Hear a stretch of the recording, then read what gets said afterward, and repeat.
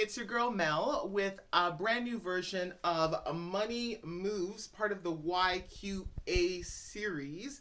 And we're talking about, or I'm trying to respond to all of the questions that I've received lumped together about your money. Now, this is not necessarily about money, but it's linked hardcore to your money, this question. So, a friend of mine came to me. Well, everyone's a friend. You know, I got my tribe. And she was like, you know what, Mel? I deliver for everybody else, but I let myself down all the time. And I totally felt her. Like, we had to stop and get a little tea on that one because it's deep. Like, we had to actually sit down. When I mean like tea, not like just gossip tea, but no, actually have a cup of tea and really talk about it and commiserate because I totally feel the same way that I used to feel the same way until I recognized that I was doing this thing where if someone else asked me to do something, I would be there, especially if, you know what, they were my loves or, you know, my friends, my family. If we were in a work relationship together, I would deliver for them every single time. But what was happening sometimes is that I would never deliver for myself. So I would always put myself on the back burner. And I'm not just talking about superficial stuff like, maybe taking less time to get ready for work in the morning because I was doing a favor for a friend, or, I'm talking about really hardcore stuff like, oh, when my friends asked me to go out, then I knew I had the gym plan, but because everyone's going out, then I was like, oh, okay, well, and they're like, Mel, we really want you there. And I'm like, oh, okay, I'll postpone my workout. But you can postpone the workout, but when you postpone, that means it's not going to happen, right? Like, that's what happened to me. I would postpone things. I would do things for other people. I'd help other people with their business plans, and I wouldn't be starting my own business. I'd help other people with their presentations, but I wouldn't present my own stuff. And so now I'm not saying that you got to be selfish Betty up in the place, but that's kind of what I'm saying. You got to put that oxygen mask on first. That's what's up. Like, we tell this to people all the time. You got to put your oxygen mask on first. You got to be healthy and wealthy and on your own way, my friends. This is so deep and it's so key. And so this message actually is not necessarily, it's about accountability. It's titled accountability, but it's about how do I turn the accountability on myself? Like, how do I remain accountable to myself? So it's okay, it's classic advice for everyone to say put the oxygen mask on yourself before you help others. But how do you actually do that, So we actually have very good examples in the industry, in the world, of people who have created accountability for us. So you'll see this really well in a Weight Watchers program or a weight management program here like Slimming World, where there is an accountability built into the program where you have to go to group meetings, where you are being weighed by a professional. And what that does is that it builds accountability in regards to, I don't want to feel no shame. So I gotta go make sure that Sally knows what's up, that I'm working hard. That's fantastic. That's one option. The other options are when we engage in a personal trainer, right? We see that with fitness all the time.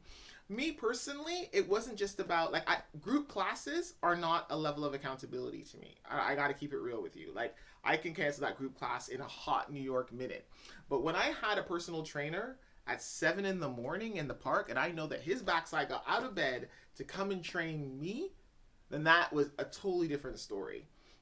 Classes won't miss me. He's not trying to wait in the park for nobody. Even if I paid it, it's still just not nice having to wake up for nobody. So that's why you really, in terms of addressing this whole accountability to myself thing, I've learned the hard way for myself that I have to have an accountability partner. The big things in my life have always happened not when I've just joined a group or not when I've just, kind of made a goal. It's more about being accountable to one person who is reliant on my success. Now, I would not advocate this for everybody, but I'm saying this, that if you let yourself down and you put other people first, then what you need to do, instead of fighting yourself, make it work for you. Make someone else reliant on the success of your own goal. You hear me? Like, I'm not talking about kind of that esoteric notion of, well, my children are reliant on my success for starting my business, so I better start my business. No, they're not. Your children love you. They don't care about your business. So they just care that they get a little food from mama or papa once in a while, get a little loving attention, but they don't necessarily care what you do for a living. I'm talking about someone who is solely reliant on you being successful. So, for example, I have an accountability partner in terms of some of my career initiatives. And I know that she gets successful when I get successful. And that's how I have been able to drive most of my success.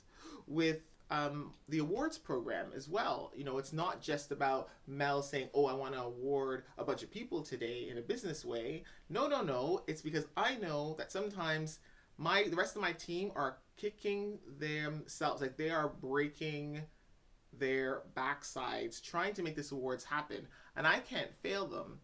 And so I've worked with that now because one of my dreams was to create an awards program. So in creating all of this additional accountability for myself, it's accelerated my goals. So what I want you to do is think about, what goals do you have to make it happen? Like, what do you want to make happen? Is it the personal fitness thing? Is it savings, for example? Is it what? Like, talk to me.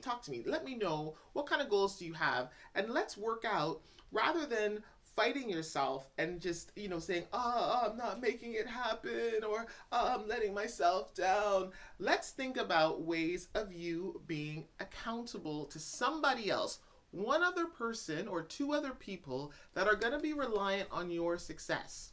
In the Money Moves program, what we do, you have an accountability partner. And so if you don't show up, they don't show up. And it's coaching. You guys are coaching each other. And so what happens, what we found last year, when you start to have that accountability partner, then you have to show up and coach them. You have to show up and help them out. And if you don't show up, then number one, the people feel guilty, right? You're like, oh, damn, I didn't do my budgeting this month, but, I can't let Nancy down. So let me just like, da. And you show up and you guys propel each other to success. It is so key, and it's one of the key features of the program that has made the members see so much success. And well after they leave the program, they still have these accountability partners, because that's where true kind of relationship, friendship, and intimacy are formed. My people, this is not a game. You cannot keep on letting yourself down, but what you also can't do is keep on beating up on yourself because you are serving other people. What I want you to do is combine those two concepts of serving others while helping yourself, and then most likely, and it's more likely, that you'll be able to realize your goals. Okay, so Money Moves is open for that little account. If you need your little accountability check-in, if you need somebody to like kind of crack the whip a little bit, that is totally okay. No shame in that game. And that is exactly what we do as part of the program.